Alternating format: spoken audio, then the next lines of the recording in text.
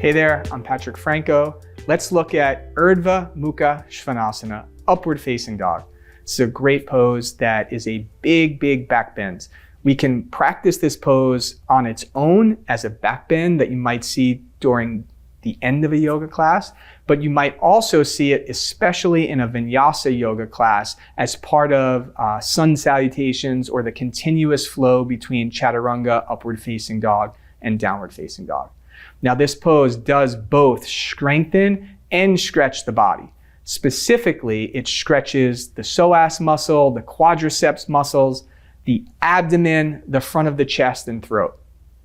It strengthens the legs, the hamstrings, the glutes, the upper back and shoulders, as well as the core muscles. So this is a great pose that does both strengthening and stretching of the body.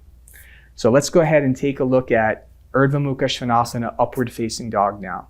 First, we're going to look at it from the ground up. In order to do that, we're going to lie on our bellies. When we start, we're going to take the feet hip distance wide, the toes pointed straight back, and then the hands, as best as we can get them, underneath the elbows.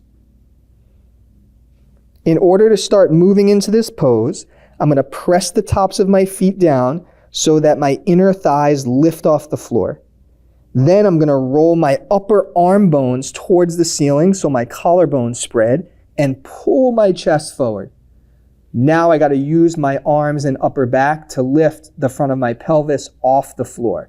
So as I do that, I keep those legs lifting, inner thighs lifting, toes extending back, collarbones spread.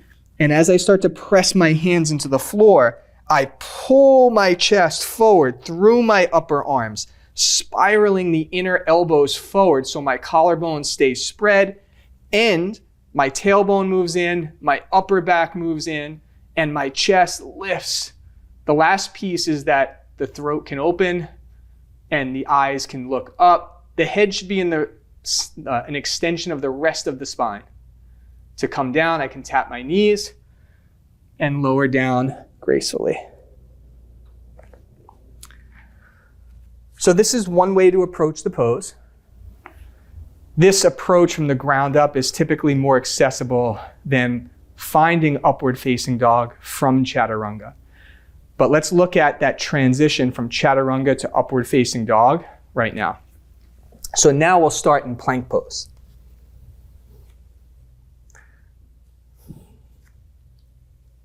We know to lower from plank to chaturanga, we shift forward so the chest can pull forward. Now the legs have to be active, the chest has to be pulling forward. When this happens, when we shift forward, allows us to move up and over our toes as we lower down. So I shift forward, I bend my elbows, chaturanga, and I naturally am going up and over my toes there, and then I extend my arms. Extend my legs through my big toes. Lift my chest. Stretch the abdomen.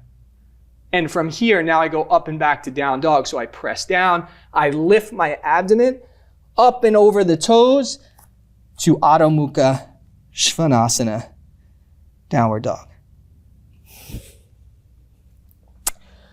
So that's two ways in which we can work on Urdhva Mukha Svanasana, upward facing dog.